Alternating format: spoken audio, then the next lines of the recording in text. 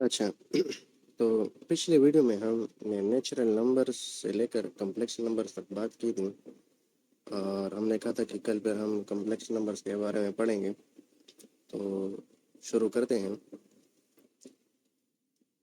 Complex numbers. Okay. Complex number क्या है? It's a number is a number of the form A plus B iota, जिसमें जो ए है वो क्या है? एक रियल पार्ट है या एक रियल नंबर है, और जो बी है वो है इमेजिनरी इमेजिनरी नंबर। ठीक है। और हमने कहा था कि इस तरह एक इक्वेशन थी एक्स स्क्वायर प्लस वन, जो कि बराबर थी 0 की। और अगर हम 1 को उस साइड पर ले जाएं तो क्या हो जाएगा? एक्स स्क्वायर की वैल्यू क्या हो जाएगी? -1। फिर अगर हम इस पर अंडर रूट ले लें एक्स स्क्वायर पर, तो क्या हो जाएगा? वहाँ अंडर रूट -1, स्क्वायर कैंसिल हो जाएगा और एक्स की वैल्यू रह जाएगी क्या? Under the root -1। और यही जो -1 था, इसको हमने फिर क्या लिया? आयोटा। ठीक है। तो आज उसी की हम कुछ फीचर्स पढ़ेंगे कि आयोटा की वैल्यू, तो हमारे पास आयोटा की वैल्यू क्या आ गई?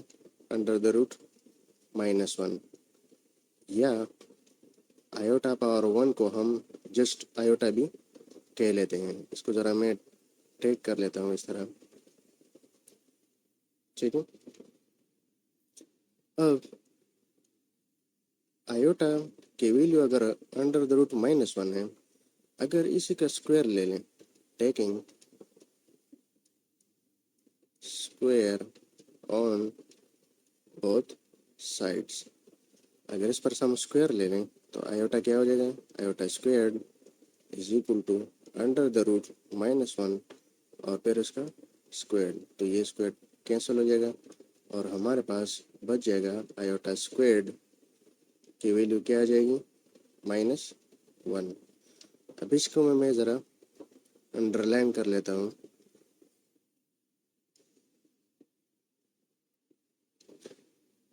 अच्छा, आयोटा स्क्वायर भी आ गया। इसके बाद अगर मैं कहूँ कि आयोटा स्क्वायर के साथ में एक आयोटा को मल्टीप्लाई कर लूँ, तो क्या हो जाएगा? आयोटा स्क्वायर की वैल्यू क्या थी? -1। और आयोटा की वैल्यू क्या थी? Under the root -1। तो iota square multiply by iota क्या बन जाएगा हमारे पास? आयोटा स्क्वायर की वैल्यू थी -1। ठीक है। मल्टीप्लाई बाय क्या? Under the root -1। या मैं लिख सकता हूँ -1 आयोटा, या मैं सिर्फ आयोटा भी लिख सकता हूँ, माइनस आयोटा। तो ये जो पॉइंट है, ये वाला, ठीक है, आयोटा पावर स्क्वायर था मल्टीप्लाई बाय आयोटा। इसका पावर क्या है? 1 है, इसका पावर 2 है। जब इनको हम मल्टीप्लाई करते हैं तो ये पावर क्या हो जाते हैं? प्लस हो जाते हैं। और हमारे पास आता है क्या? Iota cube. और आयोटा क्यूब जो हमने अभी डिराइव किया, तो उसकी वैल्यू क्या आई? Minus iota. तो यहाँ पर मैं लिख देता हूँ कि आयोटा क्यूब की वैल्यू क्या आ गई? Minus iota. ठीक है। और इसको भी हम क्या कर लेते हैं? सर्कल कर लेते हैं। ठीक है। अच्छा, आयोटा आयोटा भी आ गई, आयोटा स्क्वायर भी आ गया, आयोटा पावर क्यूब भी आ गया। अब कौन सी वैल्यू बची? Iota power 4। ठीक है। ये इसकी वैल्यू क्या होगी? आयोटा स्क्वायर्ड को अगर हम मल्टीप्लाई कर ले आयोटा स्क्वायर्ड के साथ, या चलो एक और आसान तरीके कर लेते हैं। आयोटा स्क्वायर्ड की वैल्यू हमारे पास क्या थी? -1। ठीक है। Taking squared on both sides. दोनों साइड पर स्क्वायर ले लेते हैं तो iota squared whole power squared is equal to -1 whole power squared. अब टू टू ज़र क्या आता है आयोटा पावर 4 और 1 को -1 के साथ मल्टीप्लाई कर लो तो क्या आता है +1। तो इसको भी मैं ज़रा क्या कर लेता हूँ ब्रैकेट कर लेता हूँ। तो हमने देखा कि आयोटा की वैल्यू क्या थी √-1, या जिसको मैं जस्ट क्या लिख लेता हूँ आयोटा। ठीक है, आयोटा स्क्वायर्ड की वैल्यू हमारे पास क्या आई फिर -1। आयोटा पावर क्यूब की वैल्यू हमारे पास क्या आ गई माइनस आयोटा। और आयोटा पावर 4 की वैल्यू क्या आ गई, इसको मैं ज़रा ठीक कर लेता हूँ, स्क्वायर आयोटा पावर 4 की वैल्यू आ गई +1। ये हमारे पास कुछ इम्पोर्टेंट चीज़ें हैं जो हमें याद रखनी है। मिसाल के तौर पर कहीं भी आ जाए आयोटा पावर 57 को मालूम कर लो कि इसकी वैल्यू क्या आएगी। फिर आपने जो है ना इन्हीं रूल को फॉलो करना पड़ेगा। कभी कभार उसको किसी दो नंबर को आपने क्या करने का मल्टीप्लाई करना पड़ेगा, किसी दो नंबर को n मल्टीप्लाई बाय n, किसी भी दो नंबर को मल्टीप्लाई करके आपने फिर ये पावर मालूम करना पड़ेगा। और फिर जो है ना हमने देखना पड़ेगा कि आयोटा स्क्वायर की वैल्यू आ रही या नहीं आ रही, क्यूब कोई नंबर 3 से मल्टीप्लाई हो रहा है या नहीं हो रहा। जैसे आयोटा पावर 9 अगर आ जाए, ठीक है, तो आयोटा क्यूब हम ले लेते हैं और ऊपर पावर क्या लिख लेते हैं क्यूब। अब आयोटा क्यूब की वैल्यू क्या आएगी, आयोटा क्यूब की वैल्यू हमारे पास माइनस आयोटा है, माइनस आयोटा, और उस पर फिर क्यूब भी ले लें तो हमें पता है कि फिर आंसर हमारे पास ये ही आएगा, माइनस आयोटा ही आएगा। ठीक है, तो ये कुछ चीज़ें थी जो हमें याद रखनी पड़ेगी। अच्छा, इसके बाद हम अलग पेज पर ज़रा चले जाते हैं और हमने power iota power 1, iota power 2, iota power 3 और आयोटा पावर 4 तक हमने देख लिया। लेकिन अब अगर हम आयोटा पावर -1 को देख लें, ठीक है, पहले हम आयोटा पावर -1 को देख लेते हैं, फिर आयोटा पावर -2 को देख लेते हैं, फिर आयोटा पावर -3 को देख लेते हैं और उसके बाद फिर आयोटा पावर -4 को देख लेते हैं। तो आयोटा पावर -1 ऊपर पावर क्या है -1 है। इसको हम इस तरह लिख सकते हैं कि आयोटा पावर 1, ये जब -1 नीचे आएगा तो क्या हो जाएगा +1 हो जाएगा। ये मैथ में एक रूल है पावर का।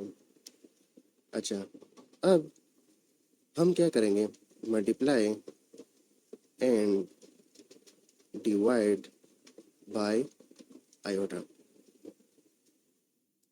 आयोटा को मल्टीप्लाई एंड डिवाइड कर लेते हैं तो 1 डिवाइडेड बाय आयोटा, फिर मल्टीप्लाई बाय आयोटा और डिवाइड बाय आयोटा। अब क्या हो जाएगा आयोटा 1 के साथ मल्टीप्लाई हो जाए तो क्या हो जाएगा सिर्फ आयोटा, और आयोटा और आयोटा मल्टीप्लाई हो जाए तो क्या हो जाएगा, इसका पावर 1 है और इसका पावर भी 1 है, तो आयोटा पावर 1 + 1, तो ये क्या बन जाएगा आयोटा डिवाइड बाय आयोटा का स्क्वायर। अब ऊपर हमने पढ़ा था कि एज आयोटा स्क्वायर किसके बराबर है -1 की, तो आयोटा डिवाइडेड बाय -1, या इसको हम सिर्फ माइनस आयोटा भी लिख सकते हैं। ठीक है, तो अब अगर अगेन मैं रेड में लिख लूँ कि हमने क्या किया आयोटा पावर -1 लिया, ठीक है, और इसका आंसर हमारे पास क्या आया आयोटा माइनस आयोटा, तो आयोटा पावर -1 की वैल्यू क्या आ गई आयोटा। इसको मैं ज़रा क्या कर लेता हूँ, रेड में कर लेता हूँ। ठीक है, ये हमने मालूम कर लिया। इसके बाद फिर हम किस पे जाएंगे, आयोटा पावर -2 पे। तो अगेन -2 है, इसको नीचे ले आएंगे तो क्या हो जाएगा, पावर +2 आ जाएगा। अब अगेन हम क्या करेंगे, मल्टीप्लाई, इसमें मल्टीप्लाई और डिवाइड करने की ज़रूरत नहीं है। क्यों, क्योंकि हमें ऑलरेडी पता है कि आयोटा स्क्वायर की वैल्यू क्या है, -1 है। तो 1 डिवाइडेड बाय -1 हमारे पास क्या आ जाएगा, -1। तो जो आयोटा स्क्वायर्ड है उसकी वैल्यू हमारे पास क्या आ गई, -1। तो इसको भी मैं ज़रा क्या कर लेता हूँ, सर्कल कर लेता हूँ। ठीक है, अच्छा, आयोटा स्क्वायर्ड भी आ गया। इसके बाद क्या होगी, आयोटा पावर -क्यूब। अब क्यूब है, -क्यूब है, तो 1 बाय क्या आ जाएगा, +क्यूब। ठीक है, अब आयोटा क्यूब हमें पता है as iota cube is equal to -1 के बराबर है। ठीक है, तो 1 डिवाइडेड बाय क्या, -1, तो is equal to, no sorry, it's iota cube की वैल्यू माइनस आयोटा है, तो ये क्या हो जाएगा, तो इसको मैं ज़रा रिमूव कर लेता हूँ, माइनस आयोटा होगा, माइनस आयोटा है, तो ये जब ऊपर जाएगा तो क्या हो जाएगा, प्लस आयोटा। तो हमारे पास आयोटा पावर -क्यूब की वैल्यू आ गई क्या, प्लस आयोटा। ओ सॉरी, ये रेड में करना चाहिए था।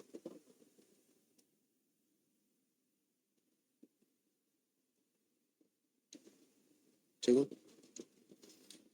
इसके बाद कौन सा है, आयोटा पावर -4, जो कि बराबर है 1 बाय आयोटा पावर 4 की। ठीक है, अब हमें पता है कि, चलो मैं लिख देता हूँ, एज आयोटा पावर 4 बराबर है किसकी, आयोटा स्क्वायर्ड की मल्टीप्लाई बाय आयोटा स्क्वायर्ड की। तो मैं यहाँ पर लिख लेता हूँ iota power 2 multiply by iota power 2। तो आयोटा क्यूब, आयोटा स्क्वायर की वैल्यू क्या है, -1। ठीक है, और इसके भी क्या है, -1। तो -1 माइनस माइनस क्या हो जाएगा, माइनस मल्टीप्लाई बाय माइनस हमारे पास किसके बराबर होता है, प्लस के। ठीक है, तो 1 divide by 1 is equal to क्या हो जाएगा, 1। तो जो आयोटा पावर 4 है, पावर -4, उसकी वैल्यू क्या आ गई, +1। और इसको भी मैं क्या कर लेता हूँ, सर्कल कर लेता हूँ। ठीक है, तो ये हमारे पास आयोटा पावर प्लस की भी वैल्यूज आ गई और आयोटा पावर माइनस की भी वैल्यूज हमारे पास आ गई, जिसको मैं ज़रा समराइज करके लिख लेता हूँ। आयोटा स्क्वेयर्ड, आयोटा पावर -1 की वैल्यू क्या थी, माइनस आयोटा। आयोटा पावर -2 की वैल्यू क्या थी, -1। आयोटा पावर -3 की वैल्यू क्या थी, आयोटा। और आयोटा पावर -4 की वैल्यू क्या थी, 1। तो ये भी कुछ 4 फंडामेंटल्स इक्वेशन कह लो, जो कम्प्लेक्स नंबर्स में बहुत ज़्यादा काम आते हैं। कम्प्लेक्स नंबर का जो असल मकसद होता है वो है ज्योमेट्री में। तो इसको हम ज्योमेट्री में कैसे लिखते हैं, ज्योमेट्री में आपने सुना होगा XY प्लेन का। ठीक है, ये हमारे पास हॉरिजॉन्टल जो लाइन होती है उसको हम एक्स एक्सिस कहते हैं, और वर्टिकल लाइन क्या होती है, वाई एक्सिस। तो यहाँ पर ये क्या है, रियल एक्सिस है, रियल एक्सिस कॉम्प्लेक्स नंबर में, कौन से में, कॉम्प्लेक्स में। ठीक है, और ये जो, ये तो एक हॉरिजॉन्टल रियल एक्सेस हो गया, और ये जो वर्टिकल है इसको हम क्या कहते हैं, इमेजिनरी एक्सेस। ओके, अब मिसाल के तौर एक्स एक्सिस पर हमारे पास एक रियल वैल्यू होती है जिसको मैं ए लिख लेता हूँ, और वाई एक्सिस पर एक इमेजिनरी नंबर होता है जिसको हम बी ले लेते हैं। तो अगर यहाँ से कोई नंबर हम ड्रा कर लें, एक्स एक्सिस पे ए है और वाई एक्सिस से हमारे पास एक बी बना रहा है जिसको हम इस तरह पॉइंट्स में डिनोट कर सकते हैं, जो ए एक्स एक्सिस है, ठीक है, और बी हमारे पास क्या है, इमेजिनरी एक्सिस।